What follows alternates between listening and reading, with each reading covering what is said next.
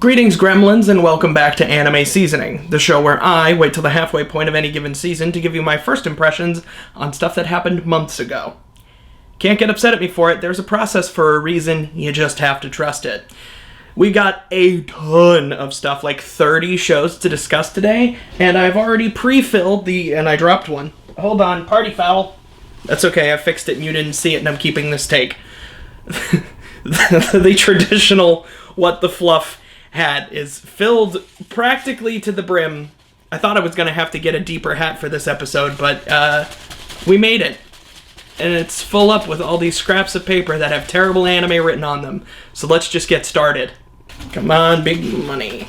We'll get this one. I'm standing on 1,000,000 lives.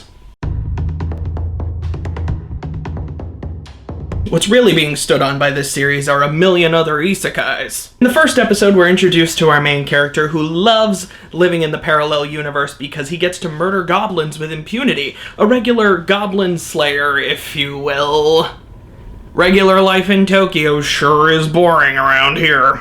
Our main character, Yotsuya Yusuke, is a very appealing, very relatable character. He's an edgelord incel, and a gamer, trademark. And the first episode sets up the fact that he is a massive prick, but those traits don't track. He's whisked away from his boring life of playing video games all day and nothing else. And he doesn't even get Truck-chan, which is BS, because if anybody would deserve a date with Truck-chan, it's this fucking guy. Although I would prefer he get a swift visit from Zamboni-kun. Super lame. He's just at school, and then an aura surrounds him, and he's in the video game. And they don't even have a name for the video game. It's just a generic fantasy video game warudo. In all honesty, I actually think there's some interesting ideas in this one, and I might go back to it based on how the reaction is later in the season, which I guess is technically right now, and I haven't gone back yet, so I'm probably not going to. Next. Adamachi and Shimamura. Hey guys, I know I said that it was Adamachi and Shimamura, but it's actually Adachi and Shimamura. I fucked it up, so, sorry. But this is me in editing, by the way. Have a good day. Adamachi and Shimamura are two high school gals that become pals over a mutual love of ping pong. And I actually thought this was going to be a good one. You know, ping pong doesn't get nearly the recognition it deserves as a sport.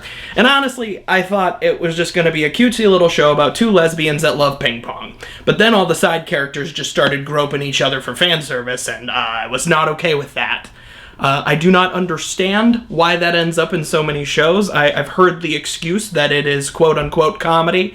But to me, I'm speaking only for myself here, to me, great comedy is poking fun at the absurdity of everyday life, and I've lived in everyday life, and people just groping each other for the fuck of it. I've never seen that happen outside of a situation where everyone involved is just drunk off their rockers. I'll put it to you this way, it doesn't matter if you're cis, trans, ace, NB, or anything else, sexual assault is not okay. Hot takes only, and here's another one for you. I don't recommend this show. Next.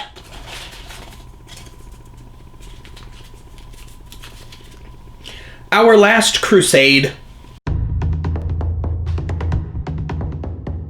Humans are in the middle of a grudge war with the astral mages. Our main character is a 16-year-old kid who's part of the fighting force sent to eliminate them. He gets arrested for whatever it is the made-up crime is called when you free a prisoner of war. And then a year later, he gets freed from prison, but that one's not a crime because somebody with a shiny badge said it was okay. And he gets freed because a super strong astral mage has appeared, and it's totally not, wink wink, going to be the astral mage that he freed a year prior. In any case, he's given a squad of people to help him, and they are essentially, as a group, completely unstoppable. Like, there's a part in the first episode where they run into a gaggle of astral mages. I don't know what a group of them would be called, but I do like the word gaggle to describe a group of something. I also enjoy the word murder to describe a group, but gaggle is more fun to say. The gaggle gets gaggled by the main character and his group of friendly rivals whom he definitely wants to face fuck, but that's besides the point. Like, what kills me about this is he's going up against a group of people who can make planet-sized balls of fire appear from nothing, and they're tossing them around like they're Kershaw on the mound, and it doesn't so much as singe his fringe. Not interested. Next. This feels like a good one. With a dog and a cat, every day is fun. Yeah, that's a true fact. I can attest to that. That's just a true statement, right? Hi. Mwah. You're a good girl. Every day with you is fun, except when you eat my socks. Mwah. Okay, I'm gonna let you go now. Oh, there you go. Alright, go lay down. Noblesse. I feel like there should be an oblige in there somewhere. In any case, this one's kind of sad for me. It's done by Production IG, and anything by them is enough to get my little ears to perk up, but the world of anime be a cutthroat one, and I got limited time and limited space with which to pick up new shows as they air, so this one just didn't make the cut. And it's a shame, too, because in any other season, I probably would have stuck with it because it wasn't a bad show. Like, I didn't stop watching it because it was bad or because I was bored. Like, there was a pretty good little fight scene in it. There's a part where a dude licks some blood off of a knife, and that's always sanitary. But, yeah, no. The problem with it was that I watched it, and then I was done watching it, and I wasn't disappointed. I was just unmoved. Life moved on. Nothing happened. That was it. Next. King's Raid, Successors of the Will. Anime can be so freaking annoying sometimes. Like, this show wasn't an atrocity, but it kind of broke me in a way. And you would think if any show is going to bring me to the brink of collapse, it's going to be the Super Hexeros or the interspecies reviewers of the world. And you'd be right. The problem I had with this is I could have been blindfolded and told you exactly what was happening in the first 15 minutes, because I've seen this exact scene play out so many times in so many anime. Like, you have these two, like, noblemen, right, and they're fighting each other, they're training with the wooden swords, and the mentor character's like a practically kind of like an older brother, but he's not related, and you know he's rigged for death, and it's coming soon, and they're fighting each other, and the mentor's like, you're strong, but you always rush in, and he's like, ah, because the taunt works, and that leads to his defeat.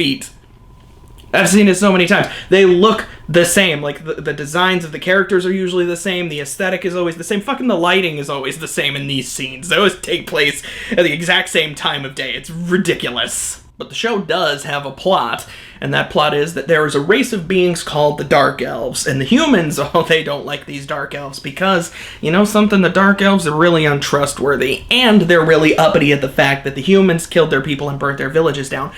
It wasn't gentrification, it was manifest destiny.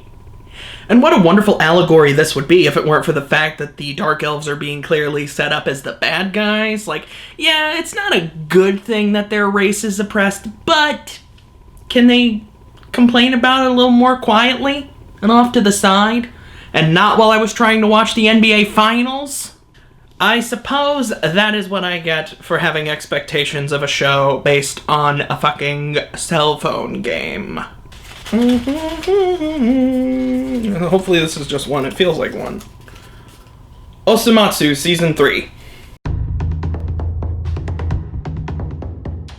Dear Chris, you fucking suck. Love, Chris. In last quarter's anime seasoning, I allowed ReZero to be a part of the discussion because it had been a while between Season 1 and Season 2. I felt like it was fresh to talk about. That's not really the case with Osamatsu Season 2 and Season 3, so my excuse this time is, fuck it, it's my show, I can do what I want. I love Osamatsu. I really enjoy the entire series. If you're not familiar with it, Osamatsu is awful. There is not a redeeming quality to any one of the Matsuno brothers. They're all terrible, and the show is on some next-level stupid shit, but I can't help but love it. The first episode of Season 3 was great, as all first episodes of Osamatsu seasons tend to be. The Demon Slayer reference they had in Season 3 had me guffawing like an idiot in the middle of the night, so I'm just as bad as my upstairs neighbors in terms of just being obnoxious. I hope they heard that, too. One thing I really love about the show is that it's making constant reference to the franchise's original creator, and how he's like looking down in just disappointment at what his creations have become. And I kind of like the idea that these sort of former child star characters from a completely different era have become losers in adulthood. I think it's a great little bit of subtext that the show kind of intentionally has there, but does just enough to remind you that it's there, but like not enough to where it could be a focus of the show, so that way they can make more room for vulgarity and violence. It's so stupid. It's so awful. But I love it. And season 3 has actually had some like really good character bonding episodes, so it kind of goes against everything I've just said. But it's been really good, and it always has been. I've always liked it, and I of course recommend it.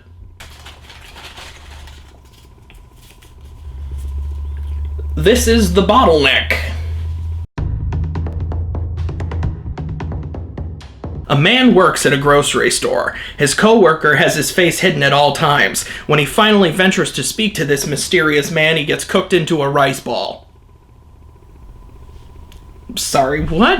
Hold on. I'm sorry. I know this is completely unprofessional, but I gotta check my script. Did that actually happen in a show that I watched? Yeah. Yeah, that did happen. I don't know if I believe it. I must have wrote this in a completely delirious state. Let me watch it. It's only 3 minutes long. Hold on. Yeah. Okay, that did happen. Well, I guess a 3-minute show is pretty easy to keep up with, if that's your kind of thing. I kind of hope that every single episode is just this weird, faceless man constantly baking random strangers into different types of food. It can't just always be rice balls, unless he gets revealed to be Brock from Pokemon. Sleepy Princess in the Demon Castle.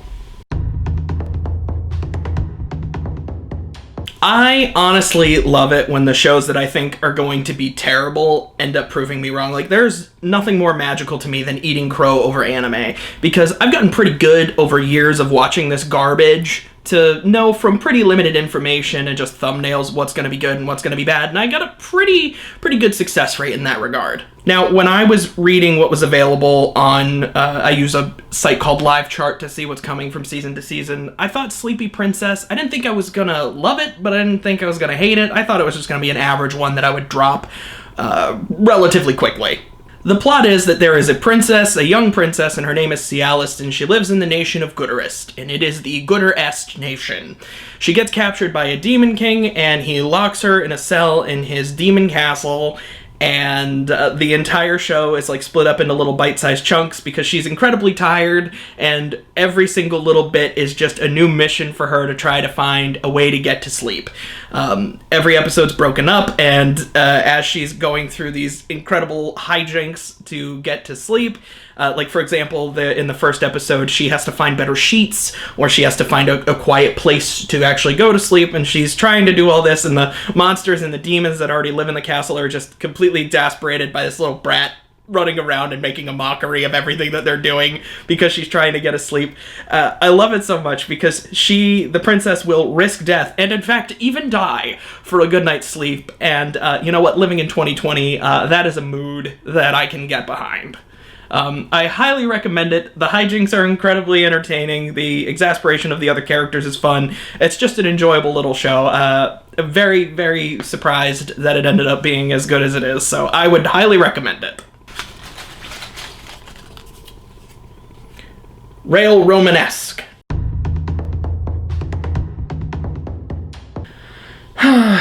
Wish I was getting railed. It's a bit much. This show is only 3.5 minutes long. I had just enough time while watching it to become physically aware of the fact that I was sitting in my room in front of my computer watching a show about girls who work at a fantasized railroad. I mean, I don't even know what to say. This is just another show in the increasingly bloated subgenre of girls do things, and I got nothing out of it. You know what? Maybe someone will, but I doubt it. Next.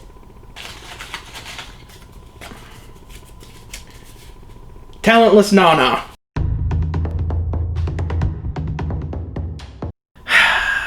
This one stings a little bit. I was really intrigued after the first episode of this one because I thought I found a little hidden gem. Not that I thought it was going to be bad, but I thought it was going to be another one of those whatever ones, and I liked the first episode. It's one of those series where you expect one thing, and at the end of the first episode it swerves you and it becomes something completely different. Decadence did that last season, and that series ended up being great. And I don't want to say it's like really impressive that I was able to kind of catch on to the swerve really early. It lays it on really thick. Like, if you're going into this and you're like, oh, this is just going to be a happy-go-lucky superhero school series, a la My Hero Academia, you're going to be sorely disappointed at the end when they start getting murdered.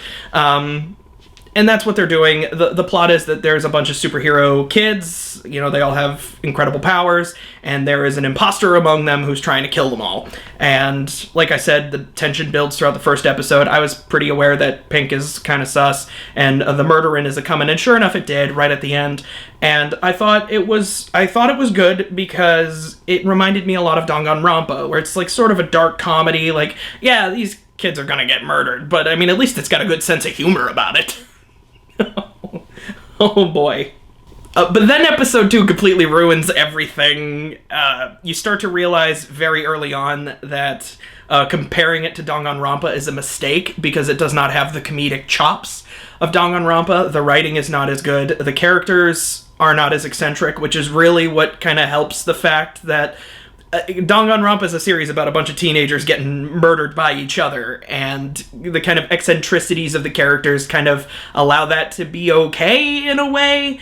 That's not really the case here in Talentless Nana. Also, there isn't really a humorous mascot villain that brings it all together a la Monokuma, so it's just not good. I'll give it some credit. The idea that it is from the perspective of the killer as they're trying to eliminate their superpowered classmates is an interesting take, but the problem that I really found, what really put me away from the series entirely, is the fact that the elimination in episode 2, it doesn't work. Like, it doesn't make any sense. Like, it's making up bullshit. And I tried for days to, like, diagram it out in my head to make sense of it. Like, okay, maybe there's something I missed. Maybe there's something... I rewatched the episode to make sure that I wasn't just... I'm not just going crazy here and I'm seeing things that aren't there or not seeing what was there. No, it's just wrong. Their explanation for how she kills the kid in episode 2, it just didn't make any sense. It was living in my head rent-free. Now it's not living there at all because I expunged it, I evicted it, it is gone, it didn't work. And if the writers aren't going to put any thought into these kills, then it really is just a dark comedy about children being murdered, and you know what? You gotta do a little bit better than that, so. Next. Ikebukuro, Westgate Park. Now, I know that they're both set in Ikebukuro, obviously, but this show reminded me a lot of Durarara, in that there is a kind of similar aesthetic to him. There's a whole citywide gang that's controlled by one young man, and he can summon them all very easily. The only thing missing, actually, was a motorcycle riding Dullahan. Now, that is a significant subtraction, but it's not the show's fault. I was a little weirded out. I was constantly seeing this IWGP logo, and this wasn't a wrestling anime, which is also not great. Again, significant subtraction, not the show's fault, but what was this show about? I think the show is there's this gang, and they take in this girl, and then I fell asleep, and I didn't want to watch it again. I'm very, very good at this. That's pretty much the long and the short of it. That's what happened. I did remember that the gang was called the G-Boys, which is far worse than having a gang called the Dollars. G-Boys, who's scared of the G-Boys? I actually shouldn't say that, because there are a bunch of horrifying gangs in the country that I live in that also sound like stupid baby names. So I guess that's just a thing. If you want to sound really tough, call yourself something completely ridiculous. Next. Moriarty the Patriot.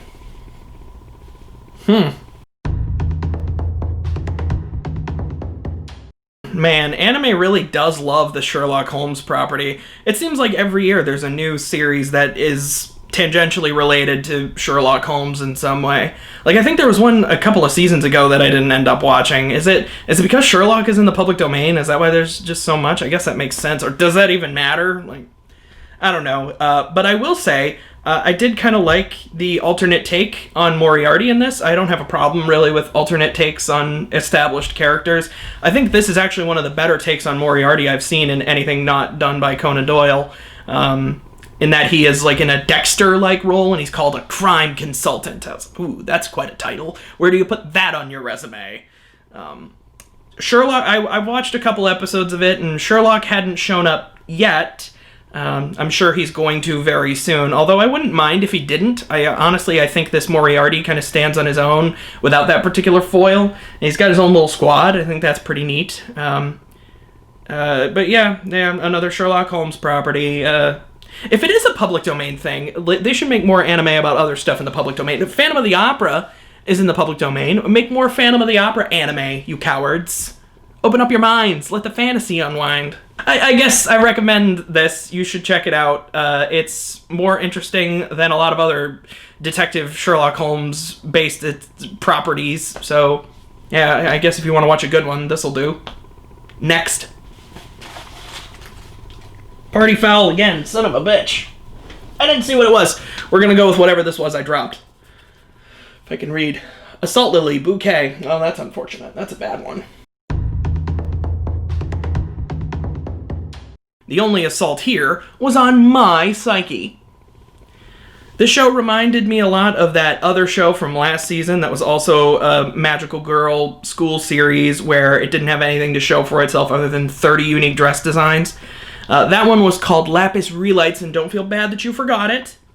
I certainly did. As will likely be the case with this show. Because, there was not much going on. And it didn't matter how ridiculous the nomenclature was. Get this shit, right? Okay, so the characters are trying to become something called lilies, right? And they're fighting these monsters that are called the Huge. The Huge.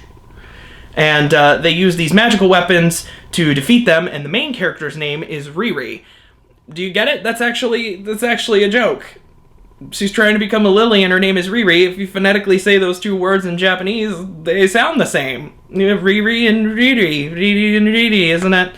Oh, what a joke! That's so good, and they bring it up so many times, and it gets funnier every single time. That would be like if my name was Police Officer, and I was like, "Hey, everybody, my name is Police Officer, and I never want to leave my house again." Topical. I don't really have much to say. There's a mean girl character, and she arrives with a very pompous hair flutter. My hair's still wet, so it's not going to work that much. But she does that, and she doesn't really like Riri at first because Riri doesn't have a lot of experience with her magical weapons, and it upsets her so much that she just jams her knee in between Riri's legs, which is, that's a tad much, but it's all okay because by the end of the episode, they become really close because Riri saves her life, and now she's glommed onto her like a periwinkle on a wet rock. Very slurpy, very squelchy. Next. Dragon Quest Adventure of Dai. I don't really know shit about the Dragon Quest franchise other than the fact that I really like the art style. That Akira Toriyama aesthetic, wow, good stuff. Love it. I think I might have 2 of the Dragon Quest games. Do I? Yeah, I do. I got Journey of the Cursed King on the PS2, and I have Heroes for the PS4. Should I play the other ones? Have you played the other ones? Let me know in the comments which Dragon Quest games I should play, if I should play them at all. Maybe I'll get to them by fall of 2040. I got so many games. Anyway, as for the Quest of Dai, it is Questify. It's made for a lot of people who are not me. Dai seems like he's an okay protagonist. Don't have any problems with him. The fight on the boat was pretty good. Love boat fights. Excellent location for fisticuffs. I'm sure if you're a fan of Dragon Quest, you'll like it. If you don't know shit about Dragon Quest, like this guy, then it's a thing you can be okay skipping. So,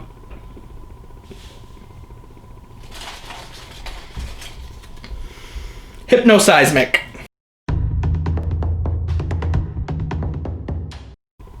I knew I was not going to have any interest in this, and there was a part of me that didn't even want to start watching it just because I knew there was going to be no interest from me on this one. The draw of a rap battle is going to be in the lyricism, right? Because there's puns and plays on words that mean a little bit more if you're actually familiar with the language they're being said in. And, like, obviously I'm not fluent in Japanese, and this cheese is being sent through a translation filter, and it's also being done by A1 Pictures, which is in itself already a cheese factory. So I gave it a shot, though, and I immediately regretted it. Not even just from, like, the rap battles not being... but, like, even the plot. As, like, so the idea is that, like, women take power, and that's already completely ridiculous. Am I right? Knee slapper. I don't even know why I wrote that joke, but I did. Anyway, women take power, and they ban assault weapons and replace them with injury-causing microphones. I think that is hysterical. And these people just solve their problems with rap battles, and that's fucking hilarious. But unfortunately, whenever they get into these rap battle segments, the show switches to a CG animation style, and it looks like a really cheap, crappy mecha show. And I was like, tapped out. No thanks. I'm all set. You can go ahead and do battle with Mom Spaghetti. It's ready. Next. Burn the Witch. All I could think of while I was watching this was Tristan from Yu-Gi-Oh! Abridged going, "Burn the Witch!" And it had to work overtime to get me out of that mindset. And it had to work even harder to get me away from the fact that I've been spurned by Tite Kubo in the past. If you don't know, he did Bleach, which was a series I loved, and then stopped loving because it's a series synonymous with overstaying one's welcome. So...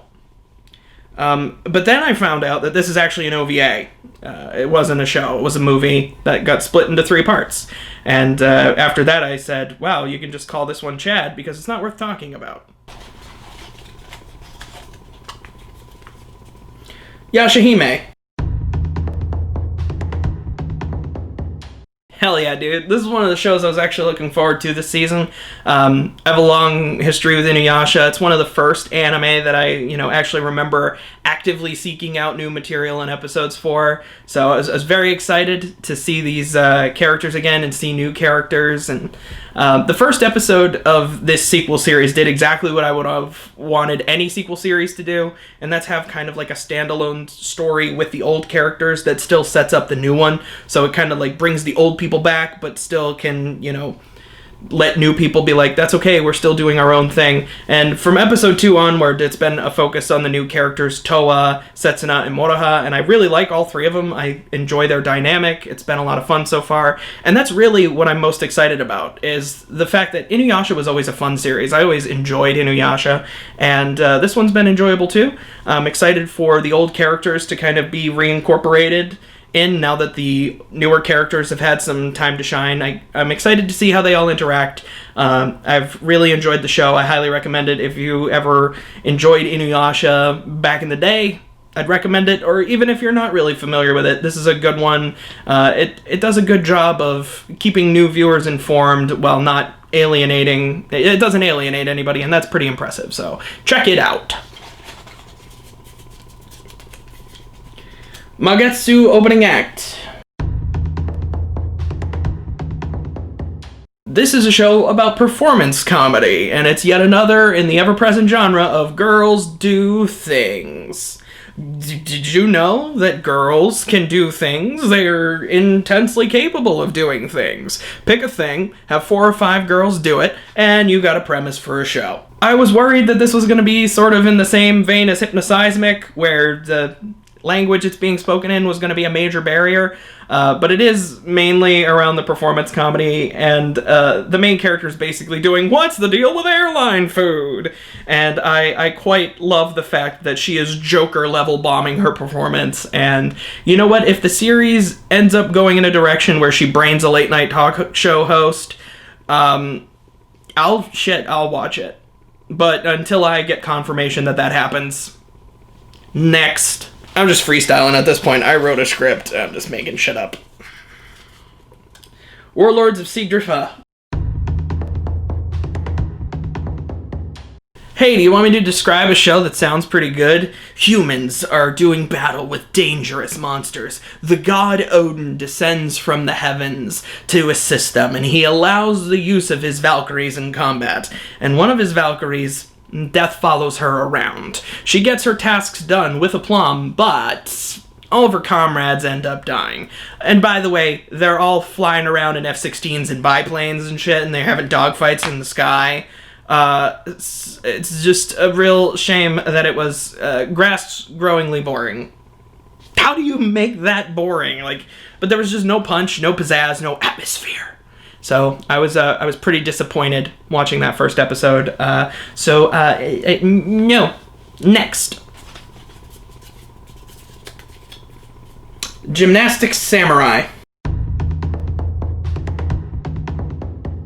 If there were a patron saint of anime, Saint Mistake of Nippon, I bet you they're looking down at me and laughing their ass off right now, because it's probably just like, you nerd, I'm gonna bury you in a torrent of decent sounding but ultimately uninteresting anime, and you're gonna watch it all, and you're gonna have nothing to show for it but bloodshot eyes and bad knees. Well, you know something? Cheers, prick.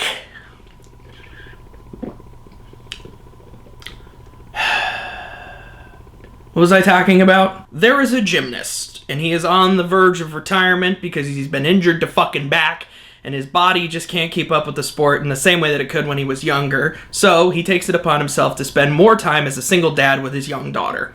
Reminds me a lot of Kikuchi Goto, which was a series that I liked but never finished. This would kind of fall into that same vein.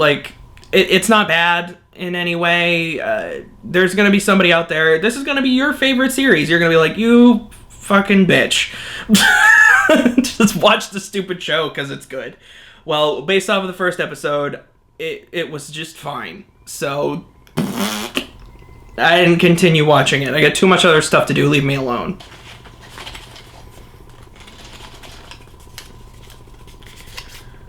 Tonikawa. Marriage. Marriage is what brings us together today. Or at least this anime about marriage at first sight is what brings us together today. The main character's name is NASA, and everybody laughs at him because he is not an astronaut. As you do. It turns out that being made fun of, it spurns him to want to be better than NASA, the space program.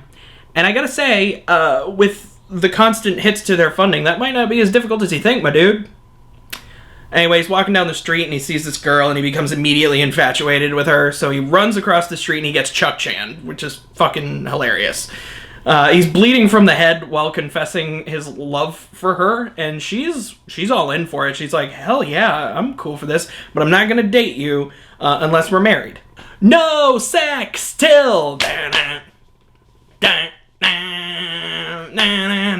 Chuck-chan! But I mean, you know how it is, right? Other people who are walking down the street and become immediately attracted to passersby.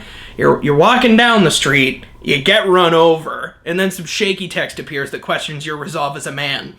Do you really want it to end like this? You simp! You bitch! And then you throw your life away. Next. This episode has been very aggressive and very negative. Oh, it's about to get worse. Iwaku Keru. I know what this is. This is bait.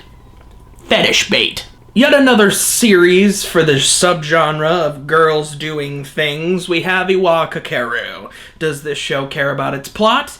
No. Does it care about its characters? Also no. What does it care about? Fan service. But it's like a little double mint extra about it, though, because, well, let me put it to you this way, okay? So when I first was looking up the shows that were coming out for this season, I saw the thumbnails for Iwaku Keru, and I had a pretty good idea of what it was going to be, okay? Like, it's a show about girls, and they're wearing spandex uniforms, okay? That's a type of material that really accentuates boobs and bums, and there would be the show. But, then I watched it, and the boob and butt stuff is still there, of course, but the show's more interested in something else, and that something else is taint.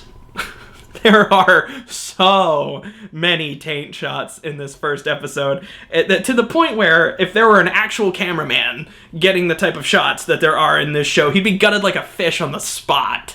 It's like, yeah, that's right, honey, reach out for that rock. Oh no, looks like you're a little stuck. But what's the plot, you ask? Plot? The plot is a young woman discovers that Lycra is a form-fitting material. That's the plot. No, in all actuality, there is a young girl, and she sees a fellow classmate is sweeping a rock wall, and she's kind of watching with curiosity, and this spurns the other girl to force her to join the rock climbing club.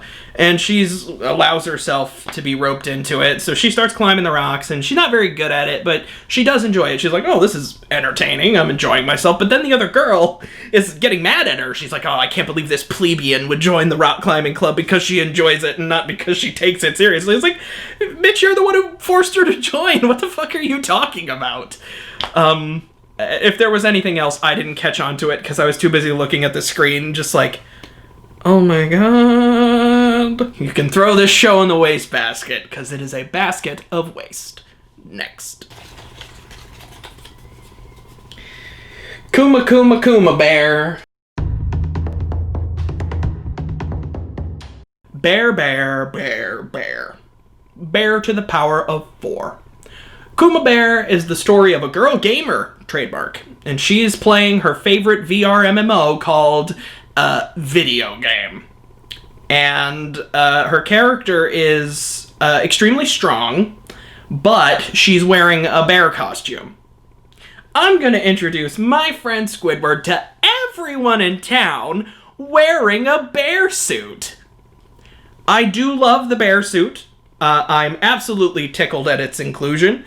But I gotta say, as far as video game gimmicks go for shows like these, it doesn't really do much for the plot. Like, a lot of other shows like this will make the gimmick integral to the part, like a show like Beaufry, where she's putting everything into defense. Like, that's a significant part of the show. Like, not just a costume quirk, as is the case here. Like, outside of the fact that she is dressed like a bear and has kind of bear-related powers, she's just doing your average, everyday video game adventurer stuff. So, not really special. Next. By the grace of the gods. By the grace of the gods. By the grace of the gods. I might have to read my script verbatim because I don't fucking remember this show. Don't mind me. Let's see here. Let's see, what did I say about this one? I have no issue with a slow burn. Oh, it must have been one that was very forgettable. Okay, yeah, I remember this one. Okay, let's pretend. I'm gonna leave this bit in. But let's pretend like I didn't just read the script, okay?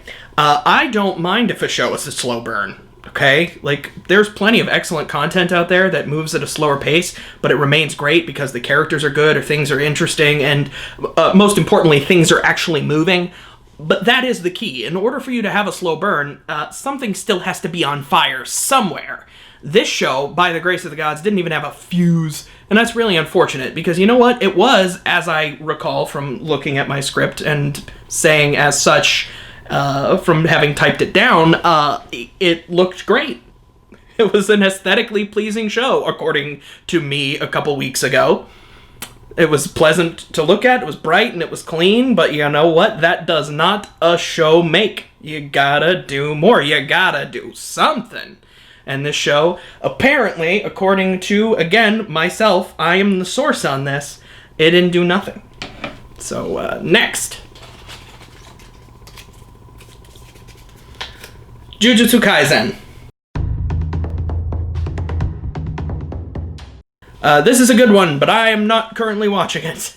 I do recommend it. I guess I'll just say that at the beginning. I recommend you watch it, and the reason I'm not watching it is because I'm pretty ingrained in the manga, and I don't usually get hype about watching a series for stories I've already experienced. You know, it's like kind of why I haven't really been huge into My Hero Academia, because I've already read what they animated. Even though it looks good, I don't know, story is more important to me, and I don't need to experience the story multiple times. I don't know, I guess I'm just stupid. I'm probably just a big dummy. And that's the case here. I will say, though, Jujutsu is a very good series. I like it a lot. It's a shonen manga that is darker. So for those of you who think that like Boruto and Black Clover are for babies, this one will probably be more up your alley. It's also just like better in general because it's better written. The characters are better. It's being animated by Mappa, and they're fucking awesome. I slobbered all over them in the last edition of Anime Seasoning, and I think they're the perfect studio to get this because the art in the manga is and I think them getting it does lend itself well to Mappa's animation style. I do highly recommend Jujutsu Kaisen. I think a lot of people are going to like it. It's a really good series. I'm excited that it got an anime because it's pretty good, and the first few arcs of it are going to be great. There's some middle bits that are filler-y and not so great, but the early parts of the show are pretty good, and where I'm at in the manga now, it's gotten a lot better. So this will be one that people will be watching for a long time, and I think people are really going to like it. So check it out. Magatsu Vorheit. Alright, so I thought I was going to have a little bit of fun with this one. You see, when it first uploaded onto Funimation, I was ready to watch it, but when I tried to watch the first episode, for whatever reason, the subtitles didn't work, and I noticed that was all over the comments for it, for the first episode on Funimation, where people were like, the subtitles don't work, but I was like, you know what, this doesn't even look that good, and you can bet your dick I was going to watch it anyway, so I did, and I thought it would be kind of funny to try and piece together what was happening based off of what I was seeing, and that ended up blowing up in my face because the only funny thing that I got out of it was the fact that the credits were entirely in English, but there was no other English wording to be found. The plot, from what I could ascertain, is that it takes place during wartime, and the main characters are saboteurs, I guessed, and they managed to get this like klutzy dope fuck arrested because he's driving his truck with a bomb in it. They have some characters that look like they were ripped out of Darling in the Franxx, and that put me in a bad mood. What else happened? There was a character who said Daijo Blue like 10 times, and you know what? When you're living in times of war, that is just intensely fucking false. You should be ashamed of yourself. I didn't go back and watch it with subtitles. I didn't care to. The show didn't look interesting, and you know what? Watching it without any context did not change my mind. Was that a smart thing to do? Was that the professional thing to do? No. But I wasn't going to watch this show, so, I do this show really only for my benefit. Wandering Witch, The Journey of Elena. Wandering Witch is the show that really reaffirms my love for doing anime seasoning, because, like, at this point in my recording, I've been going for over an hour. I've been talking about shit anime for over an hour, and this is the kind of show that makes it all worthwhile, because I could go through a dozen or more crappy shows, but the gem is really special to me, especially when it's for a show that I completely wrote off. And I wrote this one off because I thought it was going to be like a rip-off of Kino's Journey, which was a show that I watched all the way through and just thought was completely average. And I thought that was going to be the case here, and it ended up being really good. Like, it's really well written, the characters are great, and what I like about it, the thing I like about it the most, is really that character writing.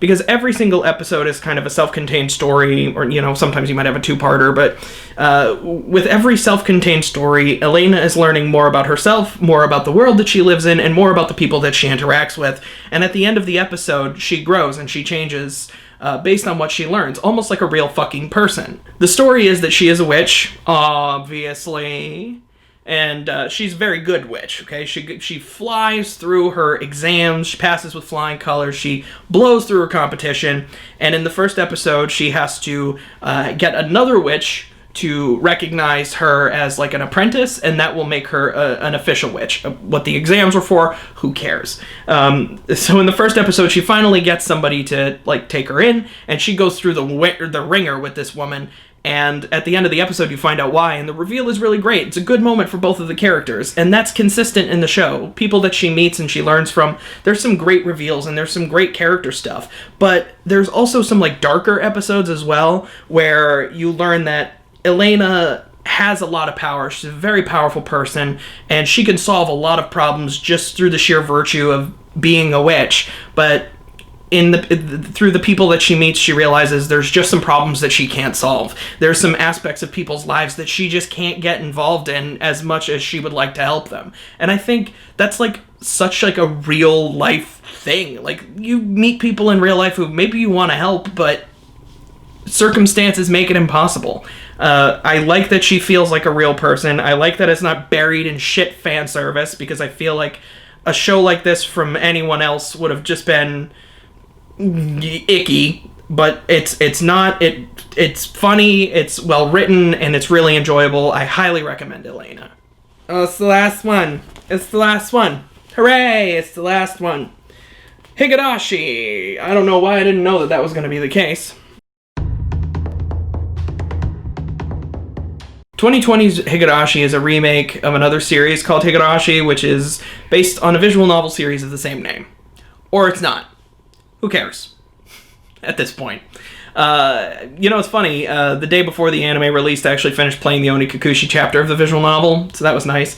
And I gotta say, in this new series, it doesn't spend the time watching the characters play Uno, Old Maid, and Clue. Think of all the countless hours of agonizing boredom that are now lost in skipping all that. In all honesty, I just watched the show out of obligation to anime seasoning. I really wasn't intending on watching any more. Just because I'm playing through the visual novels, I don't think I really needed to experience the story at the same time. And then I found out that they rebranded as Hikarashi Go or Hikarashi New. And I don't know if it's like the answer arcs, but I guess it's not really a remake. So I would have recommended, if you had never experienced Hikarashi in any capacity, I guess I would have said, hey, check this out. But since it's something completely different, I guess either play the visual novels or watch the original series before you go into this. That's what I'm going to do. So, well, that's going to do it for this edition of Anime Seasoning. That was a lot of freaking shows, man. And to celebrate, I'm going to have this snack from a completely different culture on the Asian continent. This is not in any way a visual gag of any kind.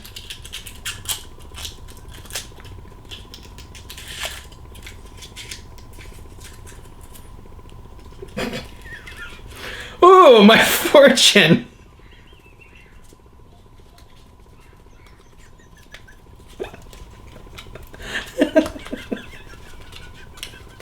I tried asking while kowtowing.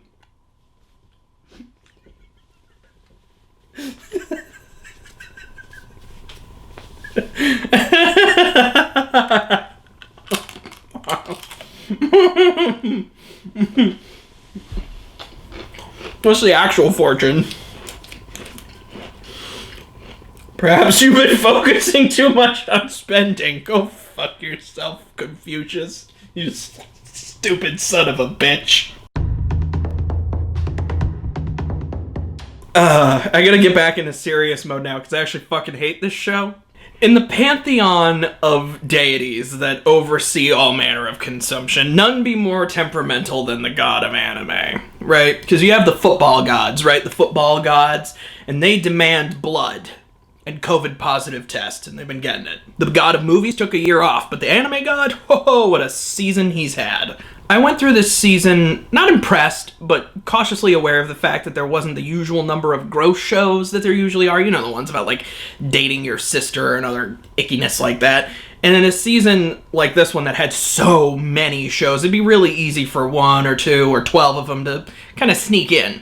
But that wasn't the case. But that anime god, ever aware and ever covered in their own splooge, decided to drop this little nugget in front of me, and it's called I Tried Asking While Kowtowing, and that is why nobody praised you, you weeby fuck.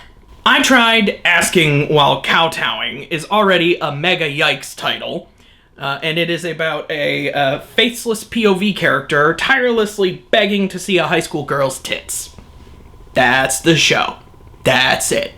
And maybe some weebs out there want to argue, she's not a high school girl. It's fine, she's not in high school, even though she's wearing a high schooler's uniform, and the setting is clearly the roof of a high school, but fine. I'll play along. But the show does play, though, as if we are supposed to relate to the POV character, as if we're supposed to want to be this man. Which is ridiculous, because if you've watched any show where a male main character just wants boob, I mean, there's usually 20 minutes of other stuff going on, like character building and, conflict, plot of some kind. I Tried Asking While Kowtowing, it cuts out all the middlemen. It even cuts out the man, like he's not even on the screen. The show is just a loop of beg, get rejected, beg harder, titty. To her credit, she does reject him, though. Isn't that nice? Like, she refuses to just whip him out for a desperate-sounding loser. And she's getting more embarrassed, because he's got her fucking cornered and she can't get away. But her refusal is sort of, like, playful in a way, where she's like, oh, sumimasen, you don't want to see these. These were not meant for human eyes. And that is bullshit, okay? Because I'll say this, for adults, all titty top tier. And that's coming from an ass man. At the end of the day, this is a show about a man tirelessly asking a high school girl, or maybe an adult, wink, to see her tits. And at the end, he gets rewarded with exactly what he wants. She gives it to him. Yuck. Fuck this show. Fuck it with every sharp object in this world and the next. It is a disgrace. It is terrible. Get fucked, or go to jail, or do both. But that is it for this edition of Anime Seasoning. The What the Fluff hat and all these scraps of paper are going to be going into storage forever. If you have any of the shows that I have discussed, that makes sense. If any of them struck your fancy and you're like, I want to see him talk about that at length, well, there's a way you can do that. You can head on over to Patreon and you can donate $10, and $10 patrons get to choose a topic within reason. So if there's any one of these shows that I discussed where you're like, I want to hear your thoughts on the whole thing, and even if I said I don't like it and I don't recommend anybody watch it, if you want me to watch it and then talk about it, I will do that for patrons. And if you donate $2, you can get 24-hour early access to all major videos. Isn't that lovely? The description shall contain links to my social medias. If you want to follow me for fun jokes and memes and updates, that's where you can go. And I'm also going to be posting links to my novels and my webcomic. New novel is coming soon, and the pages of the webcomic are updated pretty frequently, so check those things out. And until next time, I have been Chris, and thanks for playing along.